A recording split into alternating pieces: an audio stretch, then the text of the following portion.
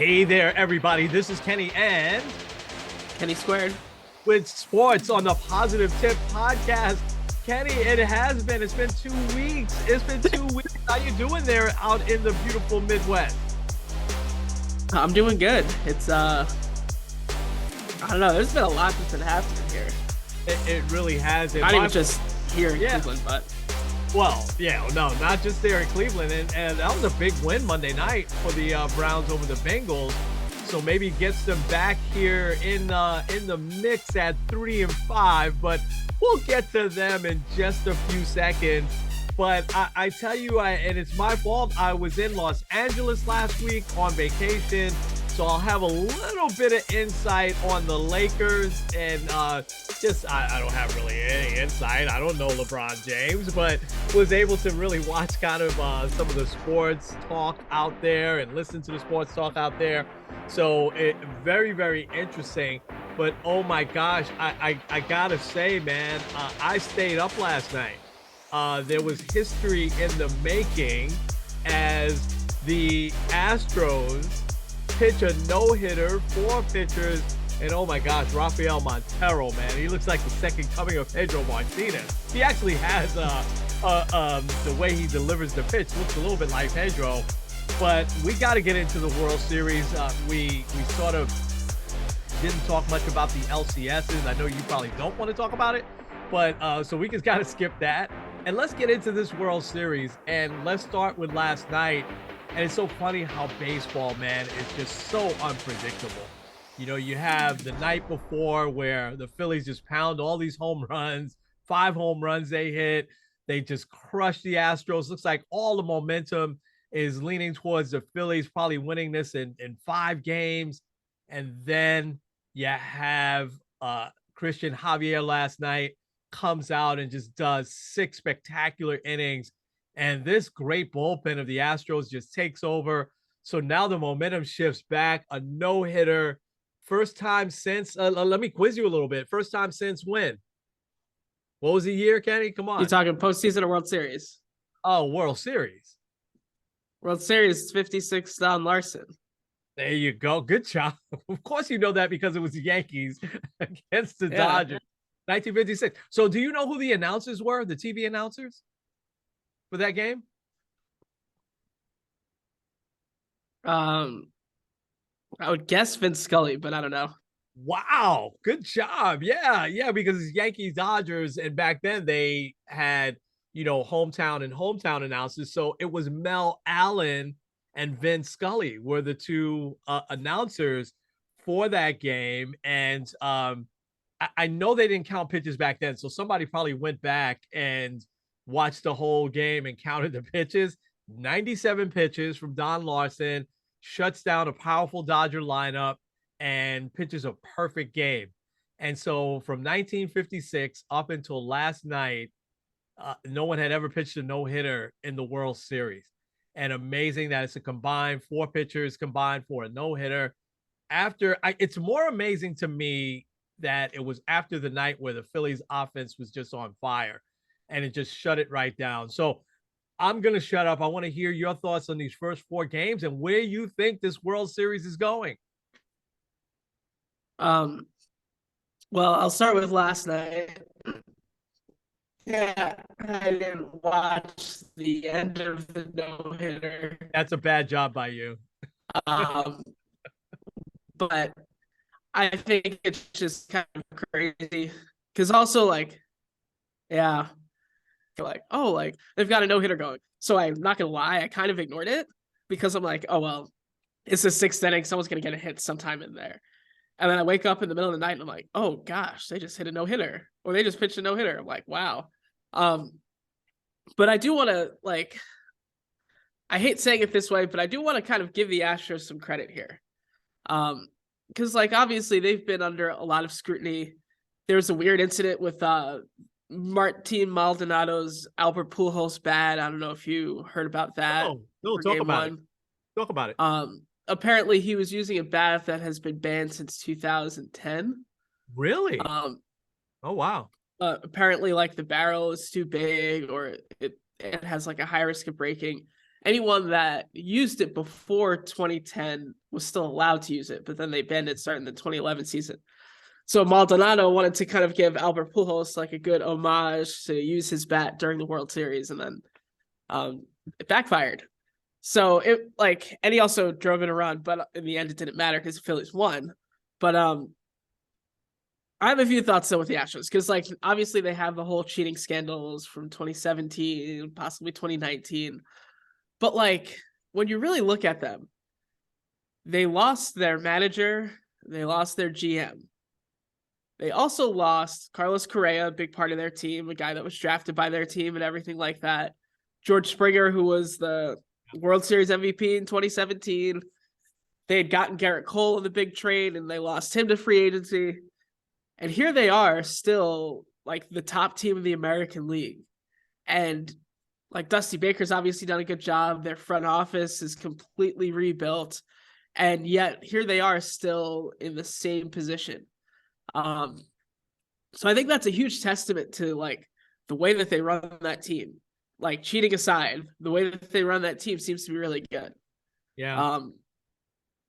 And I do wonder how this is going to keep moving forward. Like Dusty Baker, if they win the title, is he still going to manage? Guy's definitely up there. 72. Yeah, but either way, I look at them, like what they've done is amazing. Also, what the Phillies have done has been incredible.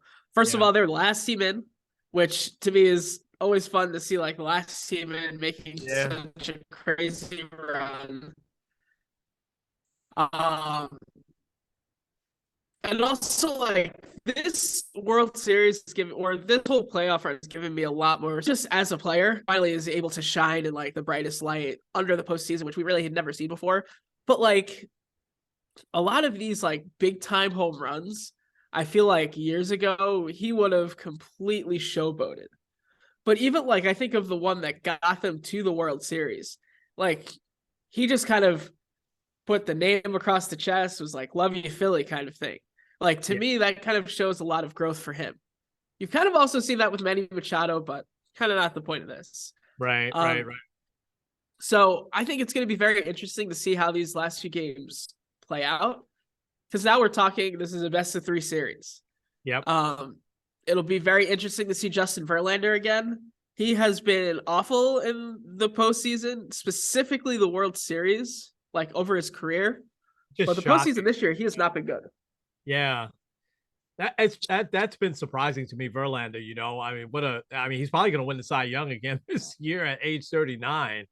And to see him not perform in the World Series, and you know, he was in a few obviously with Detroit and now with the Astros, that's been surprising. And so you mentioned Bryce Harper, and it's what an interesting story, because you had sent me something earlier this week that he really wanted to play for the Yankees, and I don't think the Yankees ever made him an offer. In fact, I think there were a few teams that people were surprised that didn't make him an offer. And break that down a little bit for me. Why do you think that several teams that probably had the money passed on Bryce Harper? I think back then there was a lot of questions about his attitude. Right. Okay. I think also there was the sense that he might be, because I thought this at the same time. I thought he might have been a little overrated.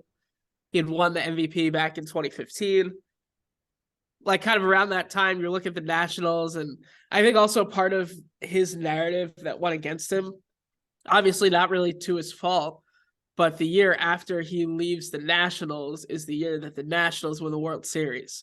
That was amazing. I think that didn't, like, I don't think that did him any favors either. Yeah. But like when I look at the Yankees, they had said, oh, well, we have 6 guys to play the outfield.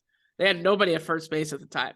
I believe their first baseman was Greg Bird, and then eventually Luke Voigt came in, I believe, at like, I think that was the year he was traded. Right.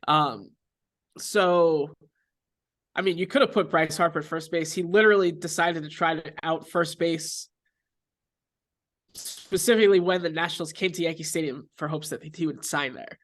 He also like got a haircut and shaved his beard just so he could kind of showcase himself to the Yankees.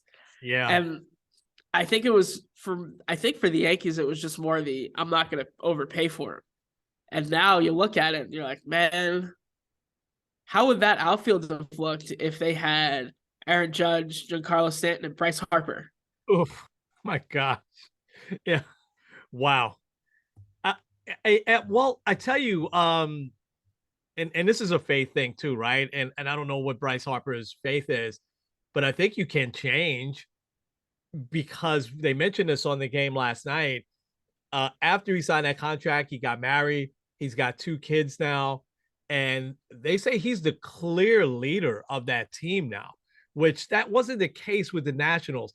I remember him fighting with Jonathan Papelbon. Remember that in the dugout with the Nationals towards the end of one of probably his last year there, because Papelbon didn't like how he didn't hustle to first base, which was actually pretty typical of what he every once in a while did back then. And he would get himself thrown out of games. I remember he against the Mets, he slammed his helmet down at first base, and the umpire tossed him right away when he was thrown out. There were certain things that made you think that Bryce Harper wasn't going to fulfill his potential, even though he had won that MVP and had been an all-star for all the years. And sort of like baseball, he was kind of, to me, the baseball version of LeBron James. When he was in high school, he's on the cover of Sports Illustrated, and he was kind of the next big guy. And while LeBron James has, I think, fulfilled that potential, I felt like Harper hadn't, even though he was having, baseball standards, he was putting up numbers, but now he signs with the Phillies, and he has to have a chip on his shoulder that these other teams, because it wasn't just the Yankees, right? The Dodgers passed, the Cubs passed, teams that could have afforded him, just really just kind of said, okay, we'll take a flyer, and look what he's doing now. It's amazing. And just like it hurts you that the Astros are here in the World Series, it hurts me that the Phillies are here in the World Series. I mean, if you talk about the NL East, you're talking about 2 teams that won 101 games, not the team that won 87 games. And this is where baseball is just amazing. You just kind of get in and just see what happens, right? Yeah. And one other thought on Bryce Harper. When we first saw him, he was 19 years old. Yeah. And also still seen as like the face of the franchise. Yeah. So it's interesting to kind of see his growth from there. But yeah, like I think also what you look at from a Mets perspective, you have the Phillies in this year in the World Series. You have the Braves in last year and won it, and the Nationals in 2019 win it. It's got to be hard. You're killing me this morning. You're killing me. Oh my gosh. Just the daggers right through the heart. All right. So let's put a cap on the World Series here, though. It's been an interesting World Series. I think Game 1 was probably the best game, right? Last night, obviously, very exciting as well. Where do you see this going now? I don't know. This is starting to feel like one of those 7-game type of series. If I could pick a team, I would. I think I'm going to go with my bias and probably say I want to see the Phillies win. I think it would be a really good story for really everyone involved. But I did ask this question to you, and what would make a better story? Bryce Harper winning his first or Dusty Baker winning his first? Well, I think I answered you on that. Dusty Baker. Not taking anything away from Bryce, but because, as a kid, I remember Dusty Baker first on the Braves and then on the Dodger teams that was losing every year to the Yankees in the World Series. He was such a good player. He wasn't never a star, but he was very good. I'm sure he was an all-star a couple of times, but I mean, his managerial career has been so interesting where he's come so close with, whether it was with the Giants, the Cubs, the Reds. I mean, everywhere he's gone, he's won. And he gets this opportunity late in life. He's out of the game for a couple of years. I think he was an announcer maybe for a year or two. And here it is, the Astros didn't expect a clean house. And they pick up the phone and they say, you know what? We need a veteran presence here, to calm the storm, but we still want to be competitive. And they picked the perfect guy. But now he's a little bit like Doc Rivers, right? He hasn't gotten over that hump, although Doc Rivers did win a championship. he hasn't gotten over that hump yet, Dusty Baker. And I just think it would be a great story at 72 years old, for him to ride it out, win a championship. I don't think he'll retire, by the way. I think he probably loves doing what he does, but it'd be great if he just walked off into the sunset after that. And he probably could walk off into the Hall of Fame as a manager at that point. So I do think that if the Astros won, while there's still a lot of folks that wouldn't like that, but this team has been to 4 World Series, Ken, over the last how many years? 7, 8 years or something like that. I Yeah. mean, it's and listen, you can say that it's tainted, but you and I had that conversation a few weeks ago that we can't erase any of that, right? It did happen, the garbage can thing did happen, but they also won, and I it's going to be interesting where this team fits in historically if they do win this World Series. So I think the Astros will take it. Actually, I like their pitching. I think that their two guys that are asleep are gonna wake up. They showed signs last night, right? Their second baseman and I guess they're playing him at designated, Jordan rather, Alvarez, who's their best player, one of the best players in the league all year long, and he started off the playoffs great with that big home run against Seattle, and he's done basically nothing since. But he had a couple of he had a base hit last night, and he's hitting to the opposite field, which they say that's a good start. Altuve had a hit also last night. If those two guys now wake up, I think it'll be the Astros, and I think that they will wake up, and I think their pitching is just a little bit better than the Phillies pitching. So I think the Astros will win it probably in 7. What do you think? Yeah, I don't know. I think I think the Phillies do take it. Um, I think that with Verlander and Syndergaard, I think it's gonna be Syndergaard tonight that kind of has his moment. Um, I feel like Justin Verlander's gonna have another dud. I don't know. I just have that feeling. Um, I could going up 3-2 and then heading on the road doesn't always work out. There's a billion examples of that happening. I do think though the Phillies will pull this off. Something that's very interesting. I think I might have shared this with you. A team hasn't celebrated a World Series title on their home field since 2013. What? So every single year, the road team ends up winning the World Series. Wow, that's great. That is so I'm going with the Phillies because I think this is obviously it has to go 6 now. So yeah. Okay. So you got Phillies. I got Astros. As you said, Noah Syndergaard is pitching tonight. Yeah, it's Syndergaard against Verlander. Wow. Okay. And I got to root for Syndergaard. I mean, I loved him as a Met. I hated that we lost him, and it's amazing he finds himself here in the World Series after the Angels' disaster of a season this year. But it's been a good series. I think potentially these last 3 games can be great. I think that even though 19 game difference, right? The Astros won 106 games and the Phillies 87. I think these two teams are very evenly matched, believe it or not. So we'll see. All right, you ready to shift gears? You want to talk a little bit about what's been the best story in the NFL so far? I thought that was a great question that you posed. I'll can I give 2? I'll give you 1 and then you can go. I mean, the obvious one would be what's happening in New York football, even though there was a little setback this past week with both teams. I think those are the obvious ones, but I think the one that there's 2 that really stand out for me. I'm going to put the Giants to the side for a second because I think their story's so far been better than the Jets. I think the Jets still are seeing that there's some underlying issues at quarterback. But I gotta say, man, I don't think anybody expected the Eagles to be 7-0 at this point. And I would say that that's been the best story. Jalen Hurts is such an interesting, and maybe we should do an inspiration on him because he's got quite the backstory.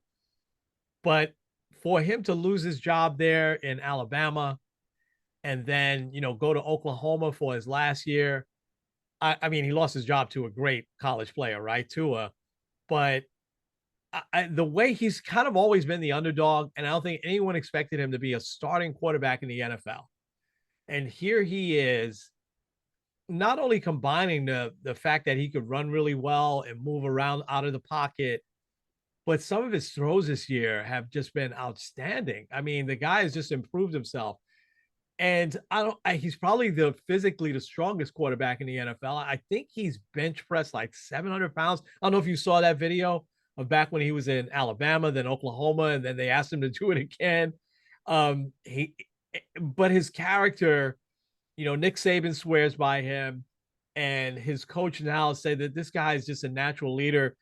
I just think that the Eagles, playing in I think it's a tough division with Dallas and the Giants now, but for them to be 7-0, and listen, it's not the halfway mark, it's kind of the halfway mark in the NFL. They obviously have had a bye, but I just think for them to be 7-0, they put themselves in a really good position to have like a 12-13 win season. And no one saw that coming from the Eagles. So I think for me, they've been one of the best stories in the NFL so far. Again, we're trying to be objective here, right? Because we're both New York fans that aren't crazy about Philly, but I think that just objectively speaking, they've been great as a team. I have an individual that I'll talk about in a second, but what do you got? Well, yeah, I tried to stay away from our New York teams as well. I think one that kind of takes the cake for me is the Seattle Seahawks. Yeah. I mean, Russell Wilson has been like the heart and soul of that franchise for years. Yeah. Yep. And then there was all the turmoil and the trade rumors and everything like that. And really, like, everyone thought they were destined for a top 5 draft pick. You looked at their division, and they have the defending champion Rams, the Cardinals, the 49ers. And right now they're standing on top. That may not be the case at the end of the season, but you never know. Geno Smith is having another renaissance here, which is also to me a little crazy. I think for him, beating the Giants added a little bit of more mojo for him, because obviously there was the whole issue of him being the starter in front of Eli Manning, and obviously the outrage that led to the firing of Ben McAdoo. So I think their story has been great because no one expected them to do anything. Like, if you talked about in the beginning of the year that halfway through the Seattle Seahawks would be leading the NFC West, people would have thought you were crazy. But yeah, I think they're probably one of the bigger, really good stories. I mean, you could also look at some of the other teams that have lived up to the hype. Like the Bills have lived up to the hype. The Chiefs are still up there. But I think you look at Seattle, they could easily still make the playoffs. And I say this, I've said this a few times now. Every year there's a worst to first team. Right now, they were in last place last year. Yep. And right now they're leading the division. So yeah. That was going to be individually. I would say Geno Smith has been the best story in the NFL so far, and I'll take it even back to the Jets. Right, he has a decent rookie year, comes back in his second year, has some sort of dispute with his teammate in preseason, gets punched in the jaw, and breaks his jaw, can't play, loses his starting job, never really gets it back. Flounders with the Jets for maybe another year or so, winds up on the Giants. And yeah, you were right. He's in this controversy. And I remember the game was against the Raiders that they threw him in there to start. And then I think McAdoo must have got fired the next week or so, which was... He got fired the next day. He got fired the next day, yeah. And what a terrible situation. You had Eli choking back tears. And Geno was kind of caught in the middle of that. And but for now, listen, it takes a while sometimes for people to get it. And I've given an example on this show before about Jim Plunkett from me as a kid winning 2 Super Bowls late in his career with the Raiders after he was the overall number 1 pick, floundered and floundered. And he got it late in his career, and he probably just got into the right system. And Gino, I think, has gotten into the right system, but watching some of that game and watching the opening night game, he is clearly the leader of that team. And that team still has a couple of stars, on the defensive side, as well as, DK Metcalf on the offensive side is clearly one of the best receivers in the NFL. But Gino is clearly the leader of that team. And you never saw that with the Jets. You never saw that with the Giants. So I think that he's been definitely one of the best stories in the NFL so far, along with the Seahawks and Pete Carroll. I mean, Pete Carroll's, I think, 70 years old. He doesn't look it, but he's kind of up there, in that age range as well. I could be off there by a year or two, but I think he's like either in his late 60s or at least maybe 70.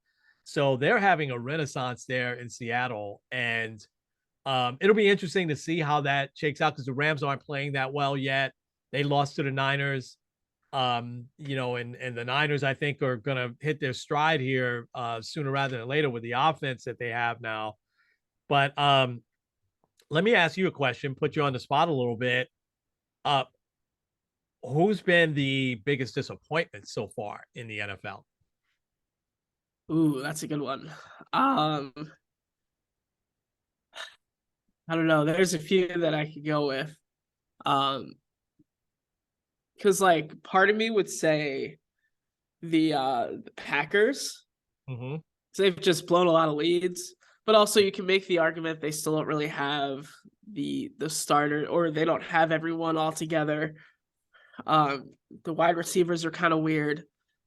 You could make the case for Tampa with Tom Brady and the divorce saga.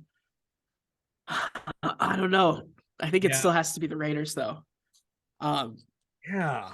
I can't. I mean, you got to now ask the question: can Josh McDaniels coach?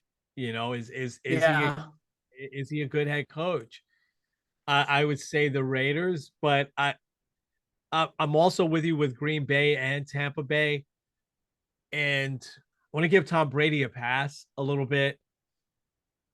I listen. None of us know what that's like, to deal with, and he's always been so good at compartmentalizing, right? Because I remember when his mom was going through cancer, he's was very sick, and he's always been able to focus, on the field.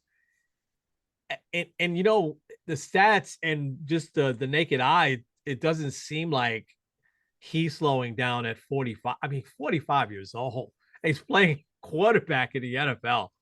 And just when you put that in perspective, we kind of take it for granted now a little bit, because he's been in his 40s for 5 years.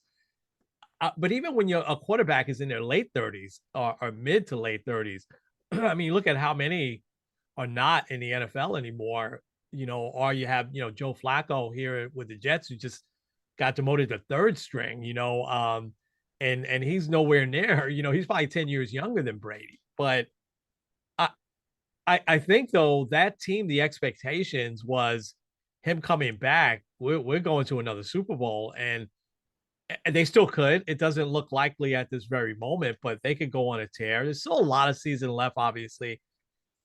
I don't know. The Packers, that has been surprising to me, man. I thought the Packers would be a lot better. I thought Rodgers would have a chip on his shoulder, but again, as with Brady, it doesn't look like Rodgers has lost anything, right? It looks like just that team. They really haven't surrounded him with a ton of talent. Some of the receivers that he was really comfortable with over the years are not there anymore. So I think there's something to be said about the full team with both of them. It's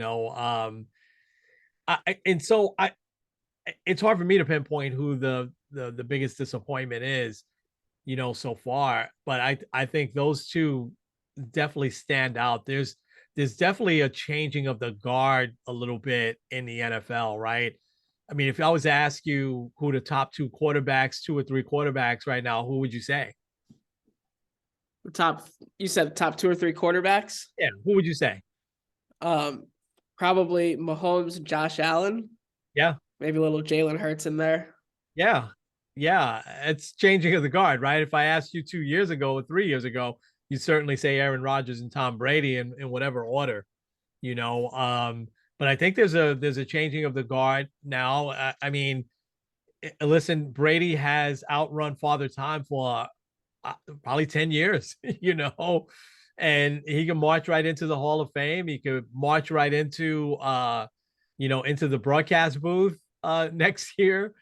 And it'll be interesting to see how that all works out. But because I think Burkhardt and Olsen are doing a great job. Some of this, maybe we should talk about that next week, how these new broadcasting teams have done, because I think Joe Davis has been really good on the World Series and on I the would big. agree. Yeah, yeah. So it's interesting. I think the NFL, once we get past the World Series, we'll certainly dive into that a little bit more. Um, Ready to dive into the NBA and specifically the Lakers and the Nets. Here we go. All right. Craziness. Uh let's talk Lakers first, because we don't need to spend a ton of time with them, and I do want to spend some time on the Brooklyn Nets, and partially because we're right here, right? I'm right here in New York, and I sent you that video. I know you got a chance to watch it, of Inside the NBA, and I mean that's by far the best pregame show out there. We've said that for a long time, but being in Los Angeles, there was it's Los Angeles is what you think it is. It's the first time that, not the first time that I was there, but first time I was there on vacation. So really able to kind of soak in the atmosphere, listen to some sports talk, here and there. And there was panic in Lakerland. And I don't know that it's fair to just put it all on Russell Westbrook. I think that's kind of short sighted. I think that the trade for him, certainly, I mean, he didn't ask to go there. He got traded there. He didn't sign there as a free agent. And but I think Darvin Ham moving him to the bench maybe righted the ship a little bit. They beat Denver. They beat New Orleans. So they've beaten now the last couple of nights some really, really good NBA teams, that two teams that we think are going to compete, to get to the finals this year. So I listen to LeBron James again. I'll compare him to Tom Brady a little bit. I don't think he's lost much. He's still playing at quite a high level. He just doesn't have, 10 years ago, he could carry a team by himself. He can't do that anymore. And Anthony Davis continues to get hurt all the time. And aside from Patrick Beverly, I dare anybody to name the other players on the Lakers, and that's not to say that they won't get it together, but they seem to have righted the ship a little bit. And I think that LeBron has been pretty quiet, which has been good. I think, he hasn't said a ton. But I think the Lakers are going to right this ship. I think they'll get into the playoffs. I think that Westbrook coming off the bench is probably a good thing. I just think that, and I also think they'll probably make a trade, at the deadline, and they'll probably pick somebody up that will probably help them out in the second half. I think they'll teeter, on the brink in the first half. I think they'll make a trade. But I don't think they're nearly as dysfunctional as the Nets. And I know there was some good news last night. We'll talk about that in a second, but anxious to hear your thoughts on the Lakers. Well, I'm going to start with this because I thought about this analogy, and I'm going to use the same with the Nets, kind of. So let's go back to when LeBron went from Cleveland to LA. The Cavs were kind of in shambles. They were looking at a lottery pick. Everyone was gone. Kevin Love, who kept getting hurt, was having mental health issues, was like the face of the franchise. And like the Lakers were primed to win a couple championships. You look now, though, not saying that they are going to, but the Cavs are in a much better position to win a championship now as opposed to the Lakers. It's They won crazy how six. quickly that changes. Yeah, yeah, Yeah. yeah. They're doing well. So uh, I think that's kind of as far as the Lakers. I think moving Russell Westbrook to the bench, like we knew from the very beginning, it wasn't going to be like it wasn't going to work out with LeBron, Anthony Davis, and Westbrook all on the same floor. It's just like it just looked like it was too awkward and weird. I remember we talked about it when he first got traded, like, oh, this guy could be a really good six man. And I think when he has like that opportunity to do that, it's perfect for him. So I really hope that for him, because I feel like he might have a little bit of the Joey Gallo effect where he just like the fans have been so brutal to him that he's kind of lost his edge a little bit. I kind of hope that being on the bench, getting rejuvenated will help. But also the Lakers did celebrate their first win as though like they just won the NBA finals. And I think one of my friends had texted me that Kobe would be dying in his grave if he saw that. So Yeah, yeah. I saw that too. um, you know, Westbrook has always been one of my favorite players, and for the same reason I always liked Allen Iverson. Those guys always, no matter what, they always played really, really hard from start to finish. No matter what's been going on around Westbrook, when he gets on the court, he plays really, really hard. But like Allen Iverson, though, and we're seeing a rejuvenation from John Wall, which is great. I know we talked about him a few weeks ago, but they all kind of had that similar game to me, Kenny, where it's built on speed. And when Allen Iverson lost his speed, was where, and he couldn't really adjust towards the end of his career. When he had lost his speed, thus, maybe his last 3-4 years, he bounced around from team to team and didn't do that well. And we kind of saw that coming with Westbrook, and because he never was a great jump shooter. So if he's lost that speed because he was always faster than everybody else on the court, and that's where he's going to have to temper his game down, similar to a pitcher, right? That can't, like Verlander, right? Verlander doesn't throw 99 or 100 anymore. He throws 94, 95, but he's got other pitches now that he's developed where he's become a little bit more of a well-rounded pitcher at his late age now. Westbrook's going to have to do that if he's going to stay in the league. Iverson never really did that. John Wall has now done that. And so, but he plays so hard, and I always liked him from even his UCLA days. I think that LeBron obviously wants at least one more ring for his legacy to go out. If he wins, two with the Lakers, and walks out with five, right? That would be 5 rings, right? Um, yeah, then I mean, there's still a lot of people that just won't put him in the same conversation as Michael Jordan, but it's more because of Michael Jordan went 6-0 in the finals, right? And LeBron hasn't. So he can't really change that. But if he walks away and he's got 5 rings, that puts him on par with Kobe Bryant and a few others. But it's just that this team doesn't have the depth. The West is so the whole NBA really is now, so stacked. But the West, you've got Phoenix, Golden State, Denver, and even some of the second tier teams like Portland. Portland's off to a great start. New Orleans, and that Dallas, yeah, and I would put Dallas in that first tier now with Luka off to the start that he is. It's going to be difficult.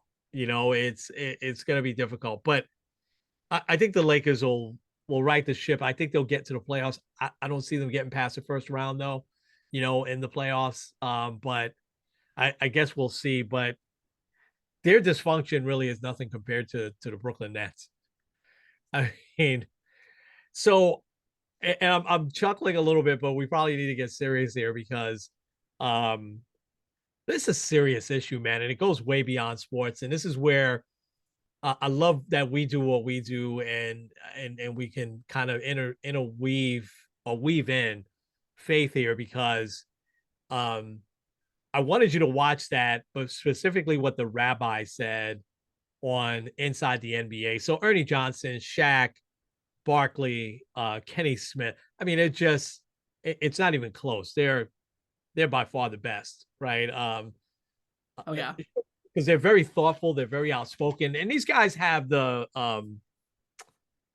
what's the word I'm looking for? They have kind of the cachet to be, where you say if Charles Barkley says something, I mean, he played in the NBA for a long time, was a star. He's now been an announcer for over 20 years. He knows what he's talking about. Kenny Smith also wasn't a big star in the NBA, but he won a couple of championships. Played for high level college at North Carolina, New York guy. Now he's also been an announcer for a long time. I'm going to listen to what he's saying. Shaq, oh my gosh, he's so thoughtful, and Shaq has really developed as an announcer in such a great way that, man, I'm listening to him now and I'm like, he makes sense. And Ernie Johnson has just always been like that, and the way he maneuvers that show is great. So obviously they're off to a bad start, right? What are they, 2-6 now? I think they won. They won the other night. So on the court, they're off to a bad start, which surprised me. I don't know if it surprised you, but I thought that Yeah. with Simmons and some of the pickups that they got and re-signing a few of their guys, Claxton and Patty Mills, I thought that, and I know Seth Curry was a big part of that team, and he's been hurt. I think he's coming back in the next day or so, but their this slow start, really, I was like, wow. And then of course they let Steve Nash go. I'm not sure I was shocked by that. I thought he had a short leash anyway. And then you have Kyrie again with posting. And I have no idea what that movie's about. I never heard of it. I think you've got to be careful when you're in his position of what you post, especially him. And I was like, okay, this is going to be a nice quiet thing. Okay, they'll just, because eventually they're going to play better is what I was thinking. I mean, there's no way. None of these guys are really old yet. And Durant is going to play better. And I think they'll come together. But then you had this happen and Nash gets fired. And then the controversy here about Udoka possibly being their next coach. Notice how fast they backed off on that, because they're like, what? And just listen, you and I, we're all for second chances, right? So, Udoka said all the right things. He obviously did something off. But now it's like, would you bring him here with his baggage? I'm not sure why you don't just let Jacque Vaughn coach this team. He's been a coach before. He's had a little bit of success. So I think Kyrie now, donates $500,000, to anti-hate, causes. But I think it's a bigger issue, right? And I've taken up for Kyrie at times, as you know, right? Because I do think that there's a heart there. But this was a head scratcher for me. And he was very defensive with the reporter. And I get why he kept saying, stop saying that I'm not promoting. But I think when you post stuff on your social media, yeah, you're shaking your head. I'm going to shut up. I want to hear what your perspective is. I'll start with the promotion thing, because I thought about it from my perspective. So like, let's say if I'm promoting a fundraiser for the Learning Center or for anything, I may not say anything, but if I'm sharing it from somewhere, it's clear that I'm promoting it. Like, and if you're not promoting something and sharing it on your social media, you're usually saying like, hey, I watched this thing, don't watch it because it's bad. Right. Like usually like I've seen that too. Like if there's like, I heard that this has like these type of themes that aren't good for children, something like that. Usually someone will say something like that. So if you're just sharing something, you're promoting it. Like, I think saying that you're not promoting it, if you really thought that you weren't promoting it, you would have taken it off your social media. I really like what, I think it was Shaq that said, like, I'm very careful about what I post on social media. And that's kind of how I am too. Like I'll post some baseball stuff. I'll post obviously like stuff about our ministry. But like other than that, like political stuff, people that like if I were to post anything, it would alienate half the people. So I don't post anything political. Anything controversial I try to stay away from. Yeah.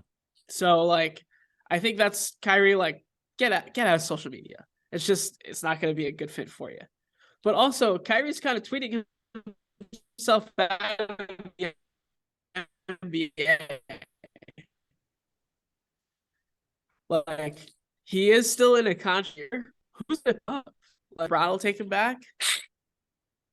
I don't know. But I did learn a little bit more about the movie that he was promoting. It's done by the Black Israelites, which we've had a little bit of interaction with here in Cleveland. Basically, like the main tenet of the Black Israelite movement is that like the 10 lost tribes of Israel are actually African Americans now. Right. And like there's a lot of like anti-Semitism rooted in that, where like actual Jewish people, like ethnically Jewish people, aren't actually like ethnically Jewish. It should be Black people. And there's a lot of just really it's rooted in a lot of hate. And it's also like not biblically accurate. Like a lot of the people that settled from the 12 lost tribes of Israel, or the 10 lost tribes of Israel, they didn't settle necessarily in Africa. They settled throughout all of Babylon, a lot of the Middle East. So I mean, I don't really want to get into like the theological stuff with it at this point. And I'm going to use this analogy again. Remember that night, I think it would be 2019, 2018, when Kyrie and KD signed with the Nets, and both of us were like, oh my gosh, we were supposed to get Zion, we're supposed to get Kyrie, we're supposed to get KD. But now you look now, like who's in a better position to win a title? Not saying they're going to, but it's the Knicks. Yeah. Yeah. Like the Knicks know who their head coach is. The Knicks have somewhat of an identity. Like, yeah. Like we were enraged that our consolation prize was Julius Randle and Bobby Portis. Yeah. But like it seems to have worked out pretty well. But I don't know, like I think the Nets have kind of gotten themselves into a really weird spot. Because like if I'm any like prospective head coach, am I going to try to run and go play or coach the Nets? No. I'm gonna wait for another job.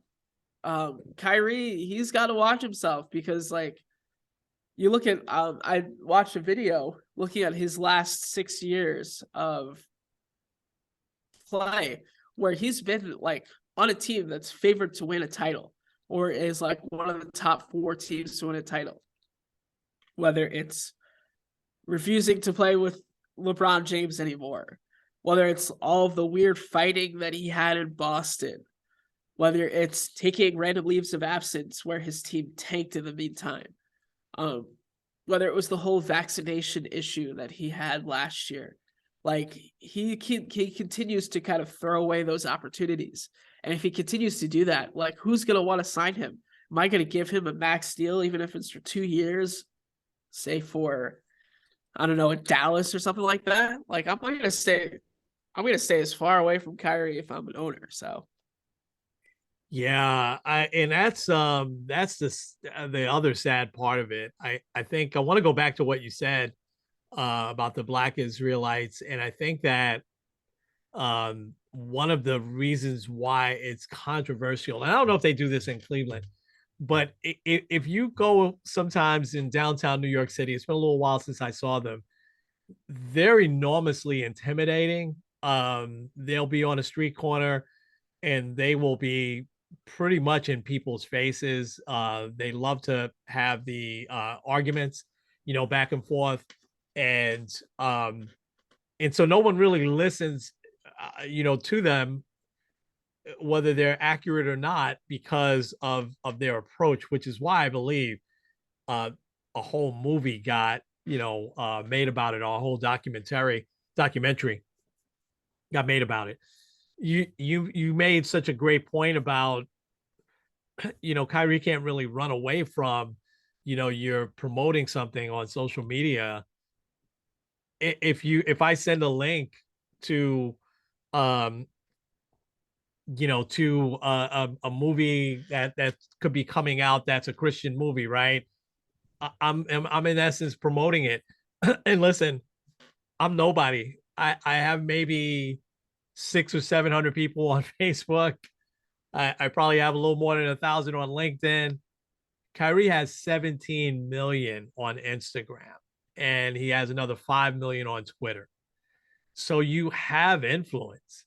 And I think that, to Ernie Johnson's point, where how do we use that? Where's all that gone, right? Social media is such a powerful tool that so many people use for hate. Um, it shouldn't be, and I'm not saying Kyrie is using it for hate, but he's got to be at his age. He's not a kid anymore. He's not the 19-year-old kid that came into the NBA, right? He's 29 years old now. He's going to be 30 soon. So he's not a kid, and he's been through all of this other stuff, you know. Um, and you named them all, so I won't even go back and name them. But you would think that this year is like, we are gonna just focus. We're gonna play ball. We're gonna, for him to be shocked that this became a big deal. Um, I think that, and I hate to say this, but I think he's tone deaf. He doesn't Yeah. realize the impact that you know his social media feeds have. And here's the other thing that no one really realizes, and I'm going to stop taking up for him because I have in the past. He mostly in the past, and I don't follow him, but I've seen some of his stuff. He mostly in the past has, you know, been very sympathetic to the homeless problem. I just came from LA, where you think we have a homeless problem here in New York, or maybe there in Cleveland. It ain't nothing like what you have in LA. You can go even to the best neighborhoods in LA and you're going to see homeless people. It is an unbelievably sad, problem that they have. I mean, thus, Skid Row is okay. It's so bad. We're just going to name an area and we want homeless people to go into. Kyrie's been very, very empathetic to all that stuff and offering solutions. And I think I told you this. There have been videos of him that he didn't like, of people taking, and he didn't like it because he didn't want the credit, which is good, right? Which is a Christian thing, right? You do things just in silence. Of him at like 1 a.m. feeding homeless people or serving in a homeless shelter and stuff like that.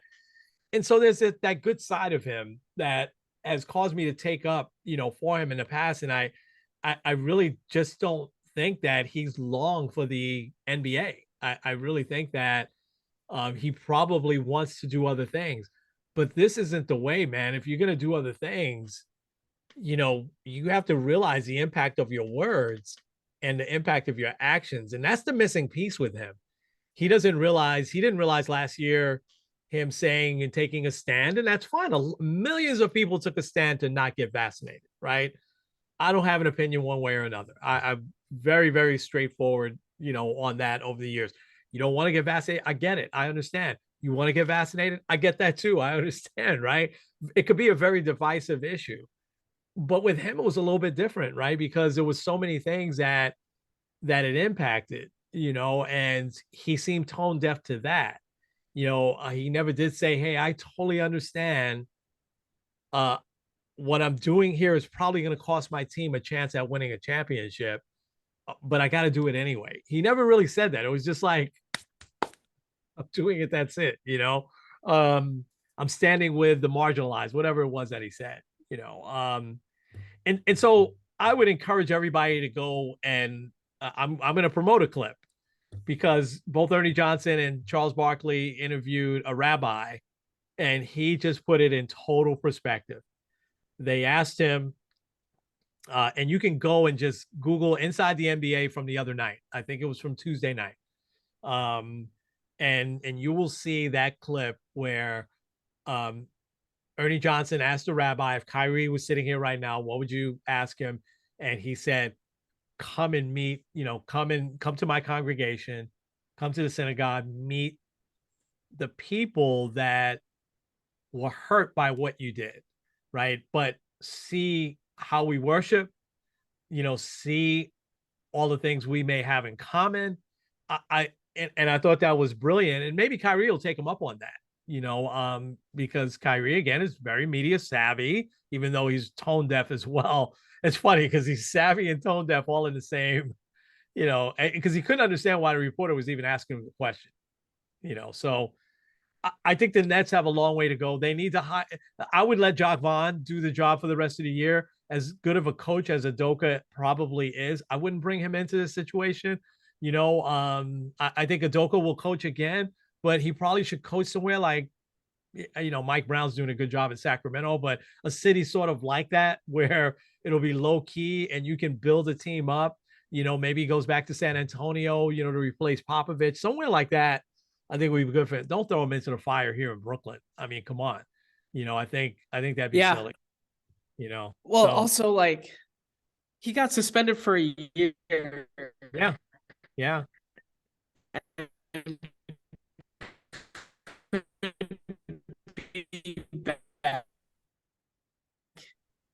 I can't say that again. Um, yeah, like I feel like his suspension gets invalidated because he only really had a couple of really he only got suspended from Charles Barkley had said before, like the NBA should step in and say like, hey, you can't coach this year. Because also something that's come out, I don't think it's by coincidence. I think it's probably the Celtics. Because I think also the Celtics want to keep him on ice a little bit. Because also he slept with the owner's wife. But he a report came out that he had also been sending inappropriate messages and pictures to multiple women, not just the one that he had the consensual relationship with. Really, I hadn't heard any of that. He was with the owner's wife? Yeah. That was the consensual relationship. It was one of the minority owners' wives. Oh my gosh. Well, So, he probably should sit out a year. I would say. Yeah. Which explains yeah, I think he should sit out a year. Listen, everybody deserves a second chance, but he should probably sit out a year. So they backed off of that really quick. All right, we're coming up on an hour, so we'll close the. But we'll talk more obviously about the Nets more. I think the Lakers will. I think we'll see less and less controversy from there. I really do, but I just don't think that. I think the Nets are a ticking time bomb. Let me ask you this quick question, and we'll close out the basketball talk. And I have one quick inspiration. I don't know if you do. But would you just straight up trade? Because I think they'd have to throw in another player or two to make it work. But would you just say go to the Lakers and say, hey, I want to do basically straight up Westbrook for Kyrie? Would you do that if you're the Nets or the Lakers? I think I would do it with the Nets because I think at this point, just get rid of Kyrie. Yeah. He's become toxic. I think the Lakers would be open to it too. Yeah. Because it seems like because the Lakers, they need shooters. Yeah. I don't know if this is still the same stat, but there are 14 guys that have taken I think it's 30 shots and are shooting under 25%. 4 of them are on the Lakers. Yeah, they're awful shooting. They're an awful shooting team. So they need some Kyrie isn't like a sharp shooter, but at least he can shoot the ball better. So and he gets hot. He's one of the best players. That's the thing. He's still one of the best players in the league. I think the question though that would be asked is, does Durant want to play with Westbrook again? That didn't end well. And does LeBron want to play with Kyrie again? That didn't end well either. So there'd have to be some fences mended. Although Durant was pretty clear, they didn't call and ask his opinion when they fired Steve Nash. So we'll see. All right, real quick, the 2006 Cardinals, and this pains me, Kenny. This pains me, but the 2006 Cardinals, they only won 83 games. and they won the championship that year. So I was thinking about that as the Phillies with 87. I would looked up, hey, what team won the championship with the least amount of wins? And it was the 2006 Cardinals, which was weird because the Cardinals from a few years before that got swept by the Red Sox, and they had the best record in baseball that year. And so then here it is a couple of years later. I know 2004 is painful for you, but a couple of years later, they just barely get in. They beat out the Astros back when the Astros were still in the National League, and they beat the Tigers in 5 games in the World Series. But they beat the Padres in the Division Series, and then it was the powerful Mets that they beat in the LCS. Willie Randolph, Mike Piazza, all of Carlos Delgado. Carlos Beltran. I think Piazza actually was gone by that year, but yes, we remember Beltran striking out. That Cardinal team, because they still had all of their players from a few years ago. I had totally forgot that they only won 83 games. And I think the Mets won 99 that year. So painful memory, but the 2006 Cardinals, inspirational. Only 83 wins, and they went all the way to win the championship. You got anything for inspiration? Yes, I want to pull up his name again. You know of the guy named Luis Garcia? Yes. Yes. Yes. That's right. You said, yeah. Yeah. So Padres, they're one of the high leverage relievers for the Padres this year. 11 years ago, he was not anywhere near baseball. He was in like lower A ball for a couple years. He signed for the Dominican Republic and international free agent, and wasn't doing well, so he left baseball, became a barber. Was working there. I believe the name of it was named Major League Barbers, which I think is really funny. Yeah, it's fun. Gets a shot at some independent ball, plays for the New York Bears, same league as the Ducks, and starts to just get people to notice him. And here he is. He was in the minor leagues for years, went from the majors to the minors. He's like that 4A type of guy where he's kind of up and down. I think Tyler Wade is kind of like one of those guys, like, when a player's getting called up, who's getting sent down because it's always the same guy. He kind of became that guy for a while. But then, this past couple years, he's really kind of established himself as a reliever and was a big part of the Padres making the NLCS. Obviously, they didn't win it because they lost the Phillies, but definitely a guy like, you look at a guy 10 years ago, he's a barber, and then now he's a high leverage reliever for a team that is only a couple wins away from the World Series. I think it's a pretty cool story. Yeah, it's a great story, and he bounced around a little bit even in the majors. I think he was with the Mets for a cup of coffee. I know he was with the Phillies for maybe a year or so, but he came into his own this past year for sure. That's a great story. So you go from being a barber to then back into the majors. I know there was a lot of stops in between, but basically that's what it was. That's amazing. That is absolutely amazing.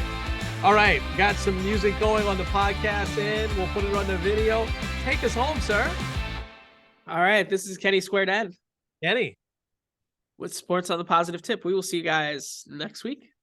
Absolutely. We'll have a World Series champion by then. We'll talk later. Yeah.